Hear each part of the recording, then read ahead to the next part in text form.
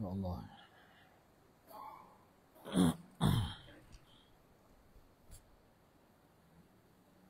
Assalamualaikum warahmatullahi wabarakatuh. A'udzu billahi minasyaitonir rajim. Bismillahirrahmanirrahim. Alhamdulillahi rabbil alamin. Wa bihi nasta'inu ala umuri dunya wad din. Wassalatu wassalamu ala sayyidina wa maulana Muhammadin asyrafil anbiya'i wal mursalin wa ala alihi wa sahbihi ajma'in. Subhanaka la ilma lana illa ma 'allamtana innaka antal alimul hakim. Rabbi shrah li sadri wa yassir li amri wahlul 'uqdatam min lisani yafqahu qawli. Wala haula wala quwwata illa billahil aliyyil azim. Amma ba'du. Surat 147. Sering berzikir, kana Rasulullah sallallahu alaihi wasallam la yaqumu wa la yajlisu illa ala dzikrillah. Adalah Rasulullah SAW tidak berdiri dan tidak duduk melainkan dalam keadaan berzikir kepada Allah Subhanahu wa taala. Wa idza intaha ila qaumin jalasa haitsu yantahi bihi al-majlis. Apabila baginda sampai kepada suatu kaum, nescaya baginda duduk di akhir majlis. Hadis riwayat Imam Tirmizi dalam kitab Asy-Syama'il Al-Muhammadiyah. Al-Imam Al-Ghazali rahimahullah dalam kitabnya Ihya Ulumuddin. Al-Imam Yusuf Nabhani dalam kitab Wasailul Wusul. Al-Imam Asy-Syaikh Abdullah Al-Lahdi dalam kitab Muntahas Sul, syarah kepada Wasailul Wusul, bahawa Nabi SAW ni rajin berzikir. Sebagaimana firman Allah Subhanahu wa taala di akhir surah Ali Imran, alladzina yadhkuruna Allaha qiyaman wa qu'udan wa 'ala junubihim. Orang-orang yang berzikir kepada Allah Subhanahu wa taala sambil berdiri, sambil duduk, sambil mengiring ataupun sambil berbaring.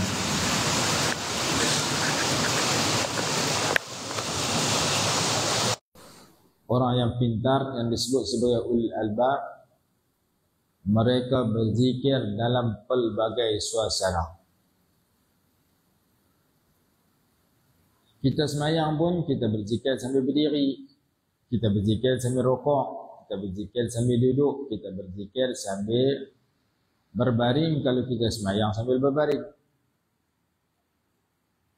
Bahkan kadang-kadang kita berzikir sambil berlari ketika kita berlari antara dua tiang hijau, ketika kita bersa'i, melakukan sa'i di antara Safa dengan Marwah. Kita berzikir sambil berlari juga ketika kita tawaf, sambil berjalan, sambil berdiri. Maka zikir ni tak semestinya duduk. Yang terbaik duduk sambil menghadap kiblat, duduk tasyahud. Tetapi kalau kita nak berzikir sambil berdiri, sambil duduk boleh. Sehingga kan Imam Nawawi rahimahullah memfatwakan bukan sahaja berzikir boleh sambil berdiri, sambil duduk, sambil tidur. Bahkan baca Quran juga boleh sambil berdiri, sambil duduk, sambil tidur. Dalil dia mana? Dalil dia dalam hadis Bukhari, Nabi SAW membaca Quran sambil tidur. Paha pipi baginda diletakkan di atas paha Sayyidah Aisyah radhiyallahu ta'ala anha. Dalil yang kedua, Sayyidah Aisyah radhiyallahu ta'ala anha membaca Quran sambil tidur di atas sarirnya, di atas arishihi ataupun ala saririhi, di atas tempat tidurnya.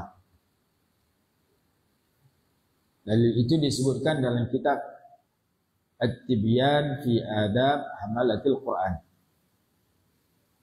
Maka zikir ini boleh sambil berdiri, boleh sambil duduk, boleh sambil tidur. Baca Quran boleh sambil berdiri, boleh sambil duduk, boleh sambil tidur. Tinggal nak baca dengan tak baca, nak zikir dengan tak zikir. Maka ini hadis menyatakan bahawa Nabi SAW berdiri pun berzikir, duduk pun berzikir. Apabila baginda datang kepada majlis sesekumpulan manusia, baginda akan duduk di tempat yang terakhir. Ini merendah dirinya Nabi SAW. Bila mai perhimpunan, dah mai lewat, duduk tempat yang belakang. Tak maju ke depan untuk potong orang lain. Wa idza intaha ila qaumin jalasa haitsu yantahi bihi al-majlis. Bahasa paling benar. Wa an Aliyin karramallahu wajhah. Diriwayatkan daripada Ali karramallahu wajhah. Kenapa disebut karramallahu wajhah? Ada aliran dia kata ni Syiah ni duk sebut ni, duk tiru Syiah. Padahal yang mendakwa, yang menyatakan karramallahu wajhah itu ulama-ulama ahli sunnah menulis dalam kitab mereka. Ada aliran Wahabi dia kata ni, tak boleh baca karramallahu wajhah, dia kata Syiah yang pamer. Tapi bila kita baca dalam kitab ulama ahli sunnah wal jamaah, mereka juga membaca Sayyidina Ali karramallahu wajhah ataupun Sayyidina Ali radhiyallahu anhu menurut bacaan yang kedua. Karramallahu wajhah maksudnya Allah memuliakan akan mukanya, muka Sayyidina Ali. Kenapa Sayyidina Ali digelar sebagai karramallahu wajhah? Kerana mukanya mulia. Kenapa mulia? Kerana mukanya tidak pernah sujud kepada berhala. Kenapa tidak pernah sujud kepada berhala? Karena dia masuk Islam ketika kanak-kanak, ketika kecil. Maka disebut kepada Sayyidina Ali karramallahu wajhah, semoga Allah memuliakan akan muka Sayyidina Ali karramallahu wajhah. Perempuan yang pertama masuk Islam Sayyidah Khadijah radhiyallahu ta'ala anha. Lelaki yang pertama masuk Islam Sayyidina Abu Bakar radhiyallahu ta'ala anhu. Anak-anak perempuan Nabi SAW mula-mula masuk Islam juga. Jadi kanak-kanak yang pertama masuk Islam ialah Sayyidina Ali karramallahu wajhah. Maka digelar Sayyidina Ali ini dengan doa radhiyallahu anhu pun boleh, sebagaimana sahabat-sahabat yang lain. Karramallahu wajhah pun boleh, yang khusus kepada dia. Tak ada kat orang lain. Dia seorang yang disebut karramallahu wajhah. Dan ia disebut dalam kitab-kitab ahli sunnah wal jamaah.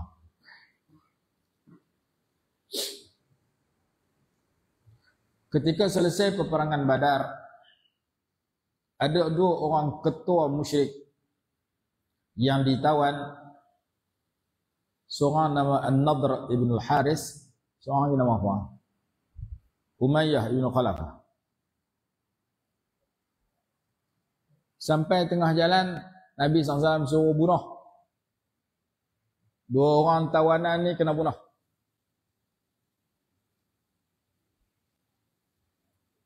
Salah seorangnya dibunuh dan dipancung oleh Sayyidina Ali. Kenapa disuruh bunuh?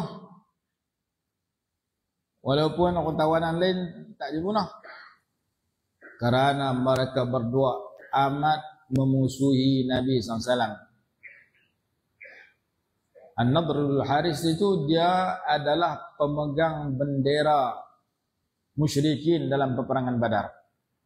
Kalau hak pegang bendera ni memang kepala penjahat lah. Dan dia salah seorang yang menyakiti Nabi SAW.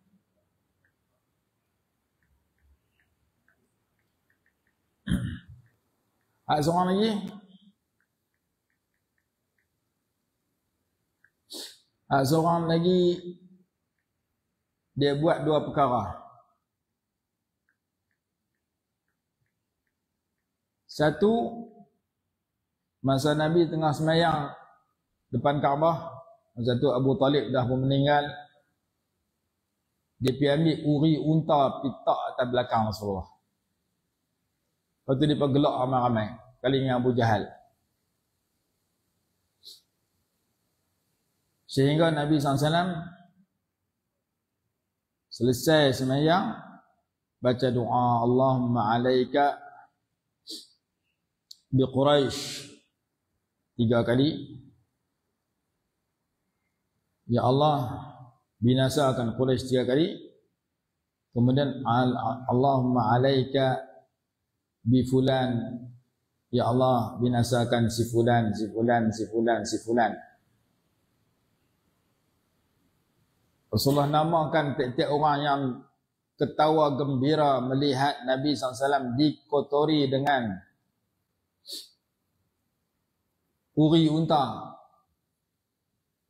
Dan semua yang Rasulullah doa itu mati terbunuh dalam peperangan Badar.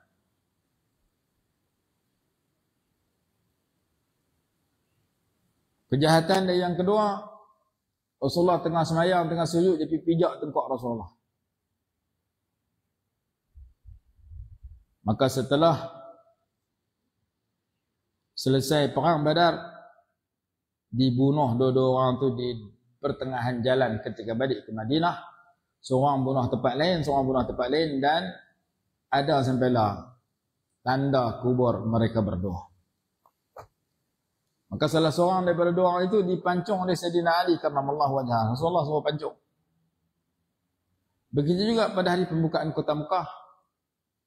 Ada seorang dua yang Rasulullah kata, yang ni jangan bagi can.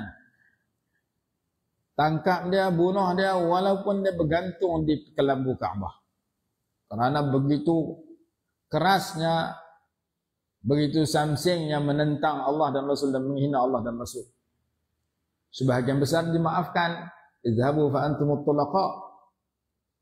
Tapi ada seorang dua tidak dimaafkan. Sama dengan tawanan Badar.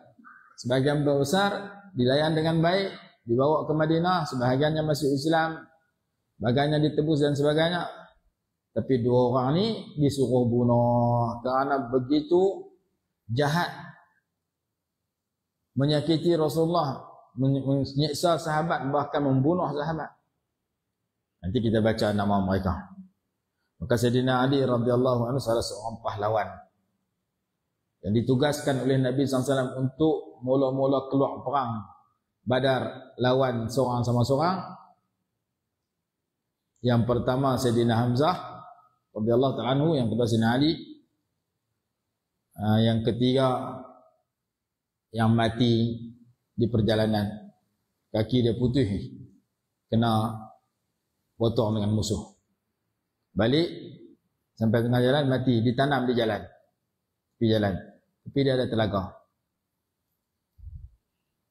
Sayyidina Ali karramallahu wajhah menyatakan, kana Rasulullah SAW ajwadan nasi kaffan wa awsa'an nasi sadran wa asdaqan nasi lahjatan. Baginda adalah orang yang paling pemurah tangannya. Baginda suka menyumbang, membantu orang lain. Sayyidah Khadijah radhiyallahu ta'ala anha salah seorang perempuan yang kaya, kekayaannya disumbangkan untuk Islam. Sayyidina Abu Bakar As-Siddiq, seorang sahabat yang kaya, kekayaannya disumbangkan untuk perjuangan Islam. Sayyidina Utsman ibn Affan radhiyallahu anhu ketika peperangan Tabuk, dia memberikan 1/3 daripada keperluan tentera Islam pada masa itu. Sayyidina Abdurrahman ibn Auf radhiyallahu anhu pun sama. Jadi orang-orang kaya lelaki dan perempuan, mereka ikut kelakuan akhlak mulia Nabi SAW yang suka menyumbang dalam kebaikan. Bahkan ada satu kitab, satu jilid tebal macam ni, tajuk dia Kelebihan Sedekah, karangan Maulana Zakaria Al-Kandahlawi yang diterjemahkan dalam bahasa Malaysia. Malaysia ada, Indonesia ada, Rumi ada, Jawi ada. Hadis yang ke-6 dalam Sahih Bukhari pun sebut sedemikian. Karena SAW ajwadan nas, baginda adalah orang yang paling pemurah. Jadi al-jud wal karam, al-jud pemurah dan kemuliaan itu adalah salah satu sifat mulia yang ada pada baginda SAW. Baginda paling pemurah. Buktinya ketika balik daripada peperangan Hunain, mendapat kekayaan yang banyak, binatang yang banyak, Nabi SAW bagi beratus-ratus ekor. Seorang dapat 100 ekor unta pun ada. 50 ekor kambing pun ada. Seorang tu nama Hakim Ibn Hizam dapat 300 ekor unta. Seorang lagi nama Safwan Ibn Umayyah dapat 300 ekor unta. Kalau seekor 10 ribu ringgit kali dengan 300 ekor. Berapa juta tu nak kira orang tak kerti matematik tak lebih. Punya banyak Rasulullah bagi. Itu dia tak masuk Islam. Minta kat Rasulullah. Rasulullah kata, pergi ambil semua di antara dua gunung ini. Satu stadium yang bagi kambing. Fi Quraisy. Ila fihim rihlat asy-syita'i was-saif. Rihlat asy-syita' perjalanan musim sejuk di Yaman. Was-saif perjalanan musim panas di Syria, di Syam. Dan tempat yang para sahabat pakat pergi berniaga, tempat orang Mekah pergi berniaga, musyrikin Mekah pun pergi berniaga di Yaman, ada sampai hari ini nama dia Babul Yaman.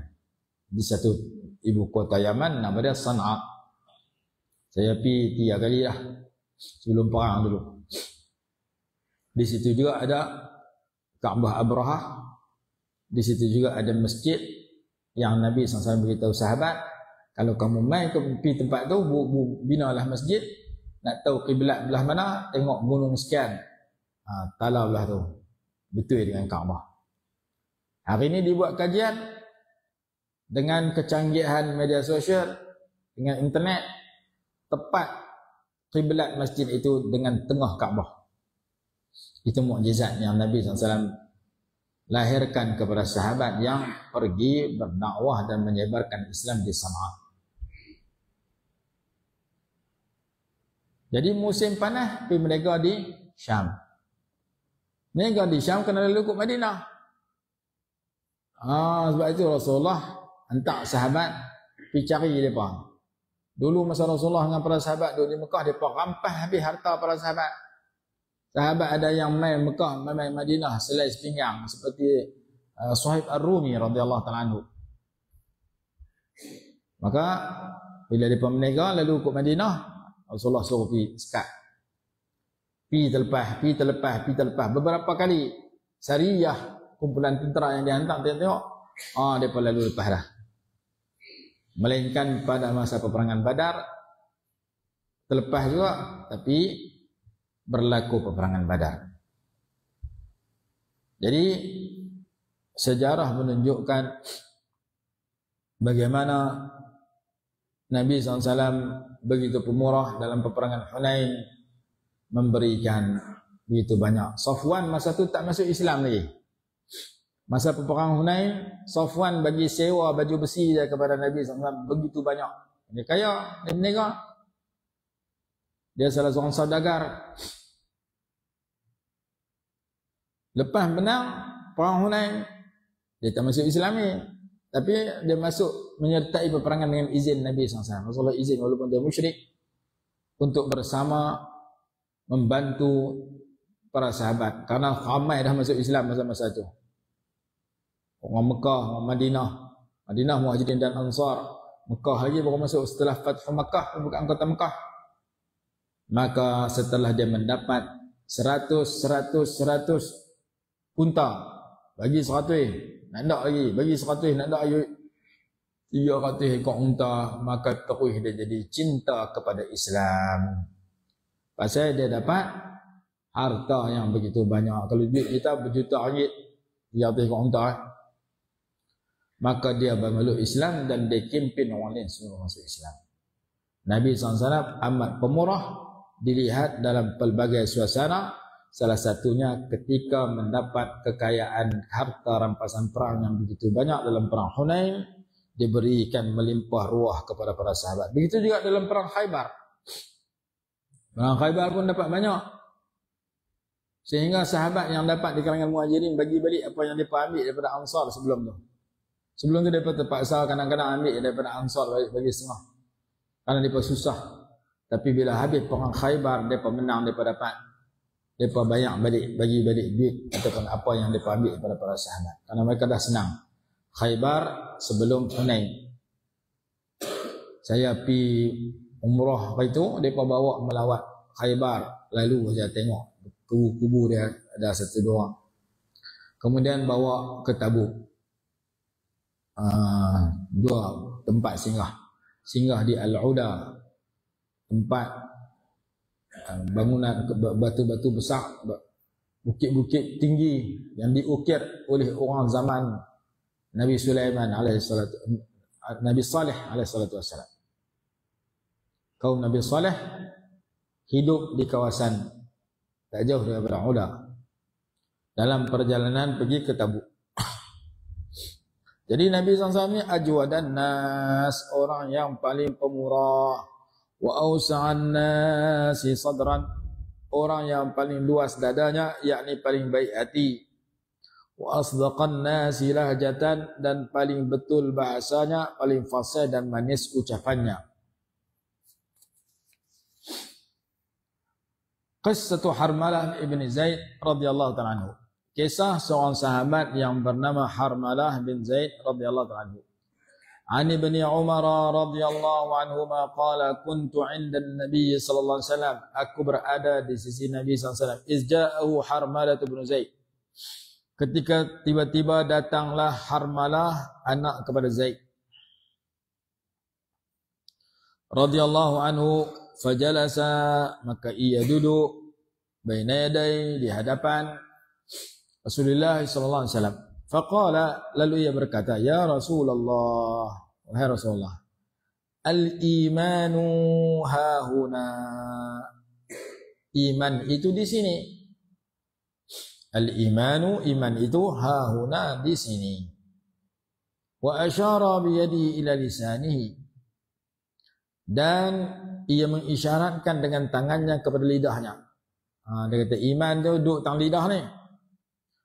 Wan nifaqu hahuna, dan sifat munafik, sifat berpura-pura baik, sebenarnya jahat, berlakon baik, hahuna, di sini, diisyaratkan ke dadanya. Iman duduk di lidah, munafik duduk di dada. Wa asyara biyadihi ila sadri. Wa la yadhkurullaha illa qalila, dan tidak menyebut akan Allah, tidak berzikir melainkan sedikit. Pasal kata anhu Nabi SAW. Oh, jadi Harmalah ni kata, saya ni panggil buruk, panggil saya ni suka berpura-pura baik. Dia ni yang munafiknya Harmalah. Kawan-kawan dia semua munafik, termasuk dia munafik. Bila dia munafik, dia minta Rasulullah tolong doa, tolong rawat dia supaya berubah jadi orang yang benar-benar beriman. Kita kalau malas semayang, malah mengaji, kenapa cari orang doa kat kita sebab rajin semayang, rajin mengaji, rajin pergi masjid. Macam mana Harmalah ni? Harmalah ni perangai dia berpura-pura kawan dengan Abdullah bin Ubay, tapi dia cerdik, bagus.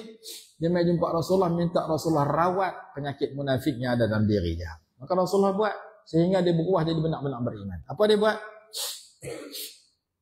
Dia kata, saya ni cakap beriman, hati munafik. Lidah berzikir tak ada langsung. Zikir sikit-sikit lah. Orang munafik ni zikir sikit. Wa idza qamu ila salati qamu kusala wa la yadhkuruna Allah illa qalila. Quran kata orang munafik ni mangkit di sembahyang dalam keadaan malas dan berzikir hanya sikit. Jadi dia habaq ke Rasulullah, saya ni panggil munafik ada kat saya. Antara bukti dia, saya segan zikir. Maka Nabi SAW berdiam diri. Faraddada alaihi dzalika alaihi. Dia ulang 2-3 kali kata-kata itu kepada Nabi SAW. Wasakata Harmalah, dan Harmalah juga diam. Habaq 2-3 kali ujian Nabi SAW tahu, kemudian diam. Lepas tu Nabi SAW merawat penyakit yang dihadapi oleh Harmalah. Fa akhadha an-nabiy sallallahu alaihi wasallam bi tarafi lisani Harmalah. Lalu Nabi SAW memegang hujung lidah Harmalah. Yang Harmalah kata, lidah saya bercakap yang beriman, hati saya munafik, zikir saya sikit. Lalu Nabi SAW pegang ujung lidah Harmalah radhiyallahu anhu, lalu berdoa, Allahumma ij'al lahu lisanan sadiqa. Ya Allah, jadikan baginya lidah yang jujur, Lidah yang cakap betul, tak mohong orang, tak kelentong orang, tak tipu orang, tak dusta. Cakap hak benar. Jangan duk mohong orang cakap. Wa qalban syakira, dan hati yang bersyukur. Warzuqhu hubbi, dan kurniakanlah kepadanya rasa cinta kepada diriku. Buh dalam hati Harmalah perasaan cinta kepada Nabi SAW. Wa hubba man yuhibbuni, dan cinta kepada semua orang yang cinta kepadaku. Cinta kat Sayyidina Abu Bakar, Sayyidina Umar, Sayyidina Utsman, Sayyidina Ali, cinta kepada para sahabat. Masukkan dalam hati Harmalah yang munafik ini perasaan cinta kepada Rasulullah dan cinta kepada semua orang yang cinta kepada Rasulullah, yakni cinta kepada para sahabat yang beriman dan kasih kepada Nabi SAW. Wasayyir amrahu ilal khair, dan jadikanlah urusannya menuju kepada kebaikan. Jadikan kerja buat dia semua perkara bawa kepada baik. Dia makan jadi baik, dia tidur jadi baik, dia bela anak bini jadi baik, dia berjihad jadi baik. Segala urusan yang melibatkan dirinya membawa kepada semua menghasilkan keputusan dan terbaik, dapat pahala, dapat keputusan yang baik, dunia akhirat jadi baik. Faqala Harmalatu radhiyallahu anhu, maka Harmalah pun berkata, Harmalah bila dapat doa tu dia syok. Memang Rasulullah doa kat dia mustajab, dia berubah jadi orang beriman. Lepas tu dia kata kat Rasulullah, mau tak saya habaq munafik lain saya kenal, suruh mai jumpa engkau. Rasulullah kata, jangan paksa mereka. Kalau mereka mai macam kamu mai, saya doa dekat mereka. Kalau mereka tak mai, jangan duk ajak mereka mai. Karena orang munafik ni memang payah nak berubah. Maka Nabi SAW habaq apabila dia menawarkan untuk perkenal munafik-munafik yang lain. Apa dia kata? Ya Rasulullah, inna li ikhwanan munafiqin. Wahai Rasulullah, saya memiliki beberapa kawan-kawan, saudara-saudara lain yang sama-sama orang yang munafik macam saya. Kuntu fihim ra'san, saya ketua dia Pak. Afala adulluka alaihim, maukah aku tunjukkan engkau kepada mereka? Nabi SAW jawab, la, tak perlu. Man ja'ana kama ji'tana istaghfarna lahu. Barang siapa yang datang kepada kami sebagaimana engkau datang kepada kami, kami akan memohon keampunan untuknya. Kalau mereka orang munafik nak berubah, mereka mai jumpa saya doa dia berubah. Kalau mereka tak mau mai, biarkan mereka. Kama astaghfarna laka, sebagaimana kami telah beristighfar untukmu. Wa man asarra ala dhanbihi, barang siapa yang mengekalkan untuk berada dalam dosa, terus-menerus nak duduk dalam perangai munafik, fallahu aula bih, maka Allah lebih utama dengannya.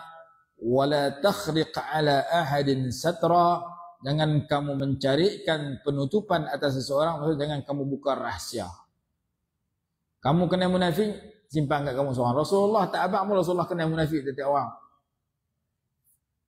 Ini anugerah Allah yang luar biasa kepada seorang sahabat yang sebelum itu munafik berubah jadi orang beriman hasil daripada sentuhan tangan Nabi SAW ke lidahnya dan doa Nabi SAW untuk dirinya apabila dia datang menyerah diri dan minta Nabi SAW agar buat sesuatu yang boleh mengubah perangai munafik pura-pura kepada benar-benar beriman jadi sahabat yang sejati. Nama dia Harmalah ibnu Zaidin radhiyallahu ta'ala anhu. Kisah ini diriwayatkan oleh Al-Imam At-Tabrani di dalam Al-Mu'jam Al-Kabir. Bandingan Nabi Musa dengan Nabi kita sambung akan datang. Sebelum tu kita baca satu hadis berkenaan dengan orang sakit. Sayyidina Sa'd bin Abi Waqqas radhiyallahu anhu berkata, Nabi SAW bersabda, da'watu zinnun, doa Nabi Yunus alaihi salatu wassalam idda'a wa huwa fi batnil hut. ketika dia berdoa sewaktu duduk dalam perut ikan nun. La ilaha illa anta subhanaka inni kuntu minadh dhalimin. Tiada Tuhan melainkan Engkau, Maha suci Engkau, sesungguhnya aku termasuk di kalangan orang-orang zalim. Sesungguhnya tidak berdoa dengan doa ini oleh seorang muslim pada sesuatu sama sekali melainkan Allah akan mustajabkan baginya. Hadis ini diriwayatkan oleh Al-Imam An-Nasa'i. Al-Imam An-Nasa'i. Benar. Al-Imam At-Tirmidzi والنسائي في اليوم والليلة وأحمد والحاكم, dan dianggap hadis hasan oleh Ibnu Hajar Al-Asqalani rahimahullah sebagaimana disebut dalam kitab Al-Futuhat Ar-Rabbaniyah juzuk yang keempat muka surah 11.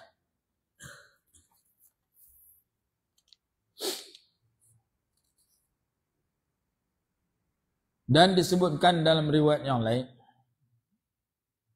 hilanglah tak mana dah, seseorang yang diuji dengan satu sakit lalu dia membaca doa ini sebanyak 40 kali. Tak kira lah sakit apa-apa, demam ke, cimanih ke, darah tinggi ke, sakit jantung ke. Bila sakit ya, baca 40 kali doa Nabi Yunus alaihi salatu wassalam. Kalau dia sembuh selepas sakit itu, dia sembuh dalam keadaan bersih dari segala dosa. Kalau dia tak sembuh, dia mati dengan sakit itu, dia diberikan kedudukan mati syahid. Hadis itu kita tulis dalam kitab Hizbul Ighasah, buku yang terbaru yang tajuk dia doa pertolongan lah. Ada hadis tu. Saya cari sini tak jumpa. Dalam tu ada, maka bagi mereka yang sakit demam ke apa ke, musim-musim hujan ni, saya pun semalam demam, hari ni bijak mengajar lah. Alhamdulillah lega lah sikit. Jadi bagilah satu amalan, iaitu sesiapa yang sakit, bacalah zikir itu 40 kali. Kelebihan dia, kalau lega lepas tu, lega dengan bersih dosa.